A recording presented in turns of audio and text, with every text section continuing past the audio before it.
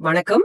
உங்க பாராளுமன்ற உறுப்பினர் அதாவது எம்பி, அப்புறம் சட்டமன்ற உறுப்பினர் எம்எல்ஏ, இவங்க எல்லாம் உங்க பகுதியோட வளர்ச்சிக்கு நிதி ஒதுக்குறாங்கன்னு நீங்க கேள்விப்பட்டிருப்பீங்க இல்லையா? ஆமா, அது பத்தி பேப்பர்கள்ல நியூஸ்ல எல்லாம் வரும். ஆனா அந்த நிதி அது எங்க இருந்து வருது? ம், அத வச்சு என்னென்ன வேலைகள் செய்றாங்க? அதெல்லாம் யார் கண்காணிக்கிறாங்கன்னு நீங்க என்னைக்காவது யோசிச்சிருக்கீங்களா? அது ஒரு முக்கியமான கேள்விதான். நிறைய பேருக்கு அதுல தெளிவு இருக்காது. இன்னைக்கு நம்ம கிட்ட இருக்கிற சில குறிப்புகளை வச்சு இந்த முக்கியமான திட்டங்களை பத்தி கொஞ்சம் ஆழமா பார்க்க போறோம். சரி. MPLADS பாராளுமன்ற உறுப்பினர் உள்ளூர் பகுதி மேம்பாட்டு திட்டம் பேர்லயே இருக்கு. இது MP சம்பந்தப்பட்டது. ஆமா, இதுக்கு பணம் எங்கிருந்து வருது? இது முழுக்க முழுக்க மத்திய அரசாங்கத்தோட நிதி உதவி திட்டம், சென்ட்ரல் கவர்மெண்ட் ஃபண்ட். ஓகே, ஒவ்வொரு எம்பிக்கும் வருஷத்துக்கு 5 கோடி ரூபாய் இந்த திட்டத்துக்கு கீழே தராங்க. 5 கோடியா ஒரு வருஷத்துக்கு? ஆமா, ஏப்ரல் 1, 2023ல இருந்து பாத்தீங்கன்னா இந்த 5 கோடியும் ஒரே தவணையா ஒரே இன்ஸ்டால்மெண்ட்ல கொடுத்துடுறாங்க. ஓ அப்படியா? மொத்தமா எத்தனை எம்பிக்கள் இருக்காங்க இப்போதைக்கு? 2023 கடைசியில இருந்த கணக்குப்படி இந்தியாவுல 776 எம்பிக்கள் இருக்காங்க. லோக்சபா, ராஜ்யசபா எல்லாம் சேர்த்து. சரி, வருஷத்துக்கு 5 கோடி ஒரு எம்பிக்கு. இது ஒரு பெரிய தொகை தான். இந்த பணம் எதுக்கெல்லாம் பயன்படுது? இதோட முக்கியமான நோக்கம் என்னன்னு பாத்தீங்கன்னா, உள்ளூர் மக்கள் தேவைகளின் அடிப்படையில நீடித்து நிலைக்கிற மாதிரி சமூக சொத்துக்களை, அதாவது டியூரபிள் கம்யூனிட்டி அசெட்ஸ உருவாக்கணும். உதாரணமா குடிநீர் வசதி செய்யறது, பள்ளிக்கூடங்களுக்கு கட்டிடம் கட்டுறது, பொது சுகாதாரம் சம்பந்தப்பட்ட வேலைகள், ரோடு போடுறது, சின்ன பாலங்கள் கட்டுறதுன்னு மக்களுக்கு நேரடியா பயன்படக்கூடிய வளர்ச்சி பணிகளை எம்பிக்கள் பரிந்துரைக்கலாம். அதாவது அவங்க ஏரியால என்ன தேவையோ அதுக்கு முக்கியத்துவம் கொடுக்கணும். கரெக்ட். உள்ளூர்ல என்ன அத்தியாவசிய தேவையோ அதுக்கு தான் முதல் முன்னுரிமை. நீங்க சொன்னீங்க எம்பிக்கள் பரிந்துரைக்கலான்னு. அப்போ அவங்களே இந்த வேலைகளை செய்ய மாட்டாங்களா? அவங்களோட பங்கு என்ன? இது ஒரு நல்ல கேள்வி. நிறைய பேர் அப்படி நினைக்கலாம்.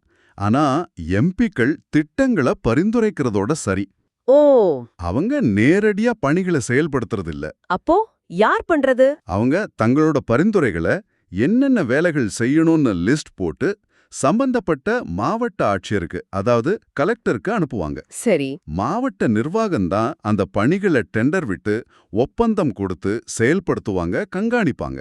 ஓகே. அப்போ எம்பி பரிந்துரை மட்டும்தான். சரி, அவங்க எங்க வேணா பரிந்துரைக்கலாமா? அதுல ஒரு சின்ன வித்தியாசம் இருக்கு. மக்களவை எம்பி, அதாவது லோக்சபா மெம்பர், அவங்க தொகுதிக்குள்ள மட்டும்தான் பணிகளை பரிந்துரைக்க முடியும். அவங்க எலெக்ட் ஆன தொகுதிக்குள்ள. ஆமா. ஆனா தேர்ந்தெடுக்கப்பட்ட மாநிலங்களவை எம்பி, அதாவது ராஜ்யசபா மெம்பர், அவங்க எந்த மாநிலத்திலிருந்து செலக்ட் ஆனாங்களோ அந்த மாநிலத்துக்குள்ள எந்த மாவட்டத்துல வேணாலும் பரிந்துரைக்கலாம்.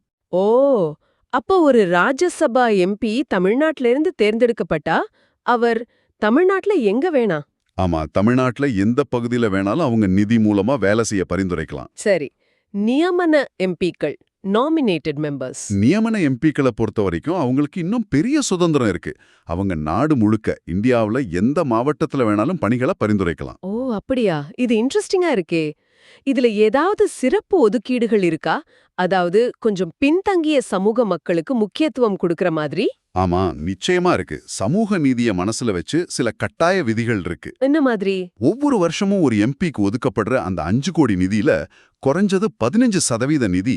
15%? ஆமா, பட்டியல் சாதியினர், அதாவது எஸ்சி மக்கள் அதிகமா வசிக்கிற பகுதிகளுக்கும், இன்னொரு 7.5% நிதி பழங்குடியினர், அதாவது எஸ்டி மக்கள் அதிகமா வசிக்கிற பகுதிகளுக்கும் ஒதுக்கப்பட வேண்டிய பணிகளுக்காக பரிந்துரைக்கணும். அப்ப மொத்தம் 22.5% இந்த இரண்டு சமூகத்தினரோட பகுதி வளர்ச்சிக்கு போகுது. ஆமா, இது கட்டாயம்.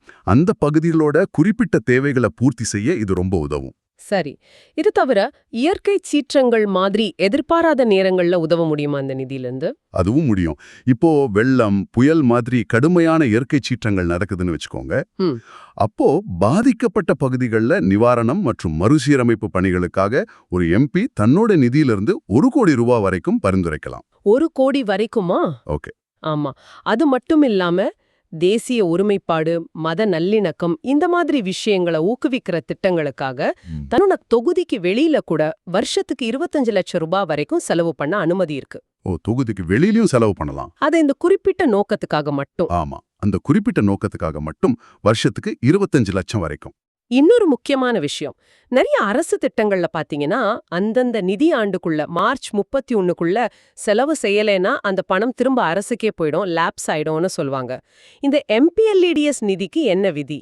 இதுதான் MPLADS திட்டத்தோட ஒரு பெரிய பிளஸ் பாயிண்ட்னே சொல்லலாம். இந்த நிதி காலாவதியாகாது. நான் லாப்சபிள் ஃபண்ட்.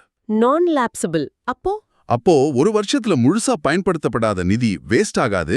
அது அடுத்த வருஷத்துக்கு எடுத்து செல்லப்படும். கேரி ஃபார்வர்ட் ஆகும். ஓ, அப்போ ஒரு பெரிய ரோடு போடுறாங்க இல்ல ஒரு பெரிய கட்டடம் கட்டுறாங்கன்னா அதுக்கு பல வருஷம் ஆகுமே. கரெக்ட். அந்த மாதிரி பெரிய பல வருஷம் தேவைப்பட திட்டங்களுக்கு இது ரொம்ப உதவியா இருக்கும். நிதி பற்றாக்குறையால வேலை பாதியில நிக்காம தொடர்ந்து செய்ய முடியும். அது ரொம்ப நல்ல விஷயம். சரி, சமீபத்துல இதுல ஏதாவது மாற்றங்கள் வந்திருக்கா இந்த MPLADS திட்டத்துல? ஆமா, சில முக்கியமான மாற்றங்கள் இருக்கு. முதல்ல COVID-19 பெருந்தொற்று சமயத்துல, அதாவது 2020, 21, 2021, 22 வருஷங்கள்ல இந்த திட்டத்தையே தற்காலிகமா நிறுத்தி வச்சிருந்தாங்க. ஆமா, அது ஞாபகம் இருக்கு. அப்புறம் நவம்பர் 2021ல திரும்பவும் ஆரம்பிச்சாங்க. அதுக்கப்புறம் பிப்ரவரி 2023ல இந்த திட்டத்தை இன்னும் வெளிப்படையா, இன்னும் பொறுப்புணர்வோட நடத்தணும்னு சொல்லி திருத்தப்பட்ட வழிகாட்டுதல்களை வெளியிட்டாங்க. அதுல என்ன முக்கியமா இருந்துச்சு? அதுல ஒரு முக்கிய அம்சம் சாக்ஷி அப்படின்னு ஒரு ஆன்லைன் போர்ட்டல், ஒரு வெப்சைட் மாதிரி. சாக்ஷி எதுக்கு அது? இது மூலமா நிதி ஒதுக்கீடு எப்படி இருக்கு, MP என்னென்ன பணிகளை பரிந்துரைச்சிருக்காங்க, அந்த வேலைகளோட நிலைமை என்ன, அதாவது ஆரம்பிச்சாச்சா, எவ்வளவு முடிஞ்சிருக்கு, இப்படி எல்லா விவரங்களையும் ஆன்லைன்லயே பாத்துக்கலாம்.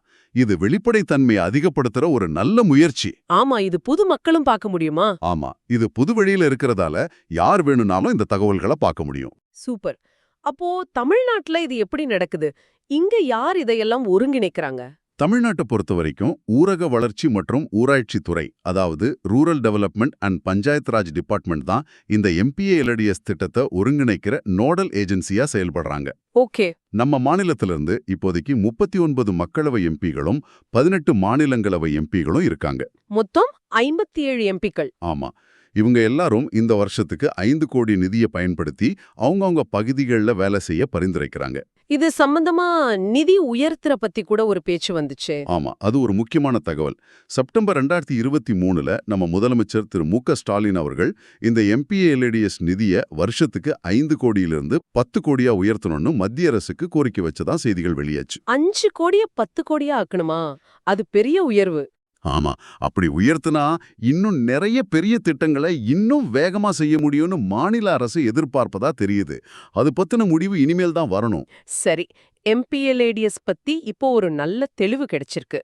அடுத்து நம்ம மாநிலத்தோட சொந்த திட்டம் MLCDS, அதாவது சட்டமன்ற உறுப்பினர் தொகுதி மேம்பாட்டு திட்டம் பத்தி பாப்போம். ஆமா, நம்ம MLAக்களுக்கான திட்டம். இதுக்கு எவ்வளவு நிதி ஒதுக்குறாங்க? இது மாநில அரசு நிதியா?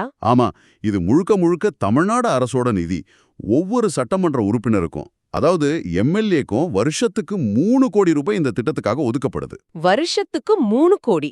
MPLADSக்கு 5 கோடி, இதுக்கு 3 கோடி. ஆமா, நம்ம மாநிலத்துல மொத்தம் 234 தொகுதிகள் இருக்கு இல்லையா? ஆமா. அப்போ மொத்தமா ஒரு வருஷத்துக்கு 234 3 கோடி, அதாவது 702 கோடி ரூபாய் இந்த ஒரு திட்டத்துக்காக மட்டும் நம்ம மாநில அரசு ஒதுக்குது.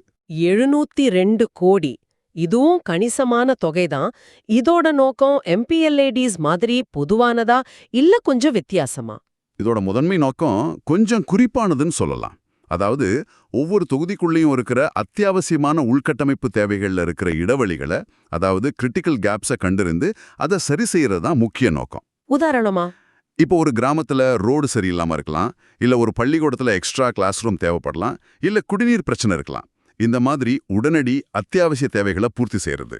இது கிராமப்புறம் நகர்ப்புறம் ரெண்டுக்குமே பொருந்துமா? ஆமா, இந்த திட்டம் மாநிலத்தோட கிராமப்புறம் நகர்ப்புறம் 2 பகுதிகளிலும் செயல்படுத்தப்படுது. சொல்லப்போனா MPLADS ஒரு பெரிய அளவிலான திட்டங்கள்ல கவனம் செலுத்த வாய்ப்பு இருக்கு. MLACDS இன்னும் கொஞ்சம் உள்ளூர் அளவிலான உடனடி தேவைகளை பூர்த்தி செய்யறதுல கவனம் செலுத்துது. சரி, இதுல MLAவோட பங்கு என்ன? MPLADSல MP பரிந்துரைப்பார், கலெக்டர் செயல்படுத்துவார்னு சொன்னீங்க. இங்க MLACDSல எப்படி? இங்க செயல்முறை கொஞ்சம் வித்தியாசப்படும். MLA தான் தன்னோட தொகுதிக்குள்ள என்னென்ன வளர்ச்சி பணிகள் செய்யணும்னு கண்டறிந்து ஒரு லிஸ்ட் போட்டு முன்மொழிவார். ஓகே, அவர்தான் லிஸ்ட் கொடுப்பாரா? ஆமா, ஆனா அந்த பணிகளுக்கு நிர்வாக ஒப்புதல், அதாவது அட்மினிஸ்ட்ரேட்டிவ் சாங்ஷன் கொடுக்கிறது மாவட்ட ஆட்சியர் தான், கலெக்டர்.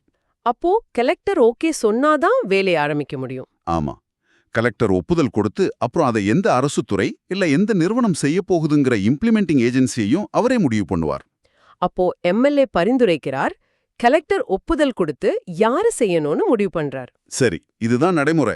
இதுலயும் SC/ST மக்களுக்கான சிறப்பு ஒதுக்கீடு இருக்கா, MPLADS மாதிரி? ஆமா இருக்கு, ஆனா சதவீதம் கொஞ்சம் வேற.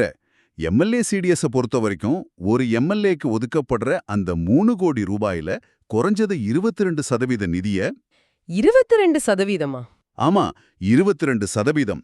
இத கிராமப்புறம் மற்றும் நகர்ப்புற பகுதிகளில் இருக்கிற பட்டியல் சாதியினர், SC மற்றும் பழங்குடியினர், ST பெரும்பான்மையா வசிக்கிற பகுதிகளோட வளர்ச்சிக்காக பயன்படுத்தணும். இது MPLADSல தனித்தனியா 15% + 7.5%ன்னு இருந்துச்சு. இங்க ரெண்டும் சேர்த்து 22%. ஆமா, இங்க ஒருங்கிணைந்த விகிதமா 22%ன்னு வச்சிருக்காங்க. சரி, என்ன மாதிரியான வேலைகள் இதுல செய்யலாம், அப்புறம் எது செய்யக்கூடாது, ஒரு லிஸ்ட் இருக்குமா? பொதுவா இதுலயும் நீடிச்சு நிலைக்கிற சமூக சொத்துக்களை உருவாக்குறது தான் முக்கியம். உதாரணத்துக்கு பள்ளிக்கூடங்கள்ல கூடுதல் வகுப்பறை, கழிப்பறை வசதி, குடிநீர் வசதி, சத்துணவு சமையல் கூடம், அங்கன்வாடி மையங்களுக்கு புது கட்டிடம் இதெல்லாம் கட்டலாம். ரோடு, பாலம் மாதிரி. சிமெண்ட் கான்கிரீட் ரோடு போடலாம், தார் ரோடு போடலாம், குடிநீர் குழாய் பதிக்கிறது, இந்த மாதிரி அடிப்படை வசதிகளையும் செய்யலாம். ஒரு சின்ன பாலம் கட்டுறது கூட இந்த நிதியில சாத்தியம். ஓகே, அப்போ எது செய்யக்கூடாது? அதுக்கும் ஏதாவது விதி இருக்கா? ஆமா, செய்யக்கூடாத பணிகள்னு ஒரு பட்டியல், நெகட்டிவ் லிஸ்டும் இருக்கு. அதுல என்ன வரும்? உதாரணத்துக்கு அரசாங்க அலுவலகங்களுக்கு கட்டடம் கட்டுறது, கவர்மெண்ட் ஸ்டாஃப்க்கு வீடு கட்டுறது, யாருக்காவது சிலைகள் வைக்கிறது, அப்புறம் கோயில், சர்ச், மசூதி மாதிரி மத சம்பந்தப்பட்ட கட்டடங்களுக்கு இந்த நிதியை செலவு பண்றது, இதெல்லாம் தடை செய்யப்பட்டிருக்கு. சரி, அது நியாயமா தான் தெரியுது. இந்த மாதிரி சில கட்டுப்பாடுகள் இருக்கு. இங்கதான் ரொம்ப முக்கியமான ஒரு சுவாரஸ்யமான விஷயம் சமீபத்துல நடந்திருக்கு. ஏப்ரல் 2024ல இந்த MLA CDS நிதி சம்பந்தமா GST பத்தி ஒரு அறிவிப்பு வந்துச்சு. அது என்ன? ஆமா, அது ரொம்ப முக்கியமான அறிவிப்பு. இது நிறைய எம்எல்ஏக்கள் கிட்ட இருந்து வந்த கோரிக்கையை ஏத்துக்கிட்ட மாதிரி இருந்துச்சு. என்ன அறிவிப்பு அது? ஏப்ரல் 2024ல நம்ம முதலமைச்சர் திரு மு.க. ஸ்டாலின் என்ன அறிவிச்சார்னா, இந்த MLA PDS நிதியை பயன்படுத்தி செய்யப்படுற வளர்ச்சி பணிகளுக்கு விதிக்கப்படுற 18% சரக்கு மற்றும் சேவை வரி, அதாவது GST. 18% GSTயா? ஆமா, அந்த 18% GSTயை தமிழ்நாடு அரசே ஏத்துக்குன்னு சொன்னார். ஓ, அப்ப அந்த வரி பணத்தை கவர்மெண்டே கட்டிடுமா? கரெக்ட்.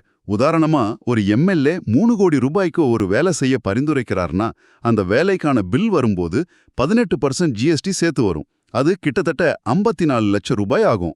முன்னாடி இந்த 54 லட்சமும் அந்த 3 கோடிக்குள்ளேருந்து தான் போகும். அப்போ உண்மையில வேலைக்கு செலவாகிறது கம்மியாகும். ஆமா, 3 கோடி வேலைக்கு பதிலா 2.5 கோடி வேலை தான் நடக்கும். கரெக்ட். இனிமே அப்படி இல்லாம அந்த 54 லட்சம் வரிய அரசே தனியா கொடுத்துடும். அப்போ அந்த 3 கோடியும் முழுசா வேலைக்கு செலவாகும். இது பெரிய விஷயம். இது எதுக்காக செஞ்சாங்க? இந்த வரியால திட்டத்தோட மதிப்பு கூடி ஒதுக்கப்படுற நிதியில கம்மியான வேலை தான் செய்ய முடியுதுன்னு நிறைய எம்எல்ஏக்கள் சொன்னதா சொல்றாங்க. அதனால வளர்ச்சி பணிகள் தடைபடக்கூடாதுன்னு இந்த முடிவு எடுத்திருக்காங்க.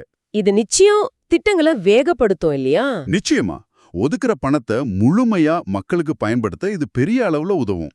சூப்பர். சரி, இப்போ இந்த MPLDS, MLA, CDS திட்டங்கள் எல்லாம் சரியா நடக்குதா, பணம் சரியா செலவாகுதான்னு பார்க்க ஒரு அமைப்பு இருக்குன்னு ஆரம்பத்துல சொன்னீங்களே, அதுதான் டிஷா குழுவா? ஆமா, நீங்க சொல்றது சரிதான், டிஷா. அதோட விரிவாக்கம் என்ன? மாவட்ட வளர்ச்சி ஒருங்கிணைப்பு மற்றும் கண்காணிப்பு குழு, district development coordination and monitoring committee. Okay, இது எப்போ ஆரம்பிச்சாங்க, எதுக்காக? இத ஜூன் 2016ல மத்திய ஊரக வளர்ச்சி அமைச்சகம், மினிஸ்ட்ரி ஆஃப் ரூரல் டெவலப்மெண்ட், நாடு முழுக்க நிறுவனாங்க. இதோட முக்கிய நோக்கம் என்ன? ரொம்ப சிம்பிளா சொன்னா, மாவட்ட அளவுல மத்திய மாநில அரசுகளோட பல வளர்ச்சி திட்டங்கள் இருக்கு இல்லையா? ஆமா, நிறைய திட்டங்கள் இருக்கு. அந்த திட்டங்கள் எல்லாம் எப்படி செயல்படுத்தப்படுதுன்னு ஒருங்கிணைக்கிறது, கோஆர்டினேட் பண்றது, அப்புறம் கண்காணிக்கிறது, மானிட்டர் பண்றது, இதுதான் முக்கிய நோக்கம். யாருக்கு இடையில ஒருங்கிணைப்பு? இதுல ஒரு பக்கம் தேர்ந்தெடுக்கப்பட்ட பிரதிநிதிகள், நம்ம எம்பிக்கள், MLAக்கள், பஞ்சாயத்து தலைவர்கள், சேர்மன்கள் மாதிரி ஆளுங்க. சரி. இன்னொரு பக்கம் இந்த திட்டங்களை செயல்படுத்துற அரசு அதிகாரிகள், கலெக்டர், BDO, இன்ஜினியர்ஸ் மாதிரி இவங்க 2 பேருக்கும் நடுவுல ஒரு பாலமா இருந்து திட்டங்கள் நல்லபடியா, வேகமா, திறமையா நடக்கிறதுக்கு உதவி செய்யறது தான் இந்த டிஷா குழுவோட வேலை. அப்போ திட்டங்கள்ல ஏதாவது பிரச்சனைனா இவங்க தலையிடுவாங்களா? ஆமா, திட்டங்கள்ல ஏதாவது சிக்கல் இருந்தா, தாமதமானா அதை இந்த கூட்டங்கள்ல விவாதிச்சு அதுக்கு என்ன தீர்வுன்னு கண்டுபிடிச்சு சரி செய்ய முயற்சிப்பாங்க. தமிழ்நாட்டுல இந்த குழு எப்படி அமைச்சிருக்காங்க? யார் யார் இதுல மெம்பரா இருப்பாங்க? தமிழ்நாட்டுல ஒவ்வொரு மாவட்டத்திலயும் இந்த குழு இருக்கு. பொதுவா அந்த மாவட்டத்திலிருந்து மக்களவைக்கு தேர்ந்தெடுக்கப்பட்ட எம்பிகள்ல யார் சீனியரோ அவர்தான் இந்த குழுவோட தலைவரா சேர்பர்சனா இருப்பாரு. ஓ, எம்பி தான் சேர்மன். ஆமா, மாவட்ட ஆட்சியர் கலெக்டர் உறுப்பினர் செயலராவும் மெம்பர் செக்ரட்டரியாவும் இணைத் தலைவராவும் கோ-சேர்பர்சனா இருப்பாரு. சரி, மெம்பர்ஸ் யார் யாரு? மெம்பர்ஸ்னு பாத்தீங்கன்னா இது ஒரு பெரிய குழு. அந்த மாவட்டத்தைச் சேர்ந்த எல்லா எம்பிகள், லோக்சபா, ராஜ்யசபா, எல்லா எம்எல்ஏகள். எல்லாருமே வா? ஆமா. அப்புறம் மாவட்ட ஊராட்சி தலைவர், டிஸ்ட்ரிக்ட் பஞ்சாயத் பிரசிடென்ட், அந்த மாவட்டத்தில் உள்ள எல்லா ஊராட்சி ஒன்றிய தலைவர்கள், பஞ்சாயத் யூனியன் சேர்பர்சன்ஸ், நகராட்சி தலைவர்கள், மியூனிசிபல் சேர்பர்சன்ஸ், மாநகராட்சி மேயர் இருந்தால். உள்ளாட்சி பிரதிநிதிகள் எல்லாரும். ஆமா, இவங்க கூட இந்த வளர்ச்சி திட்டங்களை செயல்படுத்துற முக்கியமான அரசு துறை அதிகாரிகள், உதாரணமா ஊரக வளர்ச்சி, வேளாண்மை, கல்வி, சுகாதாரம் துறைகளோட அதிகாரிகள்னு எல்லாரும் இதுல உறுப்பினர்களா இருப்பாங்க. இது எல்லா தரப்பையும் உள்ளடக்கிய ஒரு அமைப்பு. அப்போ இது ஒரு பவர்ஃபுல் கமிட்டி மாதிரி தெரியுதே. இவங்க என்னென்ன வேலைகள் செய்வாங்க, எப்படி மீட் பண்ணுவாங்க? இவங்களோட முக்கிய வேலையே மத்திய மாநில அரசுகளோட வளர்ச்சி திட்டங்கள், குறிப்பா கிராமப்புற வளர்ச்சிக்கான திட்டங்கள் சரியா போய்கிட்டு இருக்கான்னு கண்காணிக்கிறது தான். என்னென்ன திட்டங்கள்? MPLADS, MLACDS நிதியோட பயன்பாடு உட்பட மகாத்மா காந்தி தேசிய ஊரக வேலை உறுதி திட்டம், MGNREGS பிரதம மந்திரி கிராமச் சாலை திட்டம், PMGSY தேசிய சுகாதார இயக்கம், NHM, ஸ்வச் பாரத்னு கிட்டத்தட்ட 40க்கும் மேற்பட்ட முக்கியமான திட்டங்களோட முன்னேற்றத்தை இந்த குழு ஆய்வு செய்யும். 40 திட்டங்களா? ஆமா, ரொம்ப விரிவான பார்வை. இவங்க வழக்கமா காலாண்டுக்கு ஒரு முறை, அதாவது 3 மாசத்துக்கு ஒரு தடவை கூடுவாங்க. Quarterly meeting. ஆமா, அந்த மீட்டிங்ல ஒவ்வொரு திட்டத்தோட முன்னேற்ற அறிக்கையும் அதிகாரிகள் சமர்ப்பிப்பாங்க. அத வச்சு என்னென்ன வேலைகள் நடந்திருக்கு, எங்காவது தாமதம் இருக்கா, ஃபண்ட்ஸ் சரியா யூஸ் பண்ணிருக்காங்களா, ஏதாவது பிரச்சனை இருக்கான்னு எம்பிக்கள், எம்எல்ஏக்கள், உள்ளாட்சி தலைவர்கள் எல்லாம் கேள்வி கேட்பாங்க, விவாதிப்பாங்க. அப்போ அந்த மீட்டிங்ல எல்லாத்தையும் அலசுவாங்க. ஆமா, தடைகளை நீக்கிறதுக்கும் சம்பந்தப்பட்ட அதிகாரிகளுக்கு வழிகாட்டுதல் கொடுக்கறதுக்கும் முயற்சி செய்வாங்க. திட்டங்கள் திறமையா நடக்குதா, பணம் சரியா செலவாகுதான்னு உறுதி செய்யறது தான் இவங்களோட முக்கியமான இலக்கு.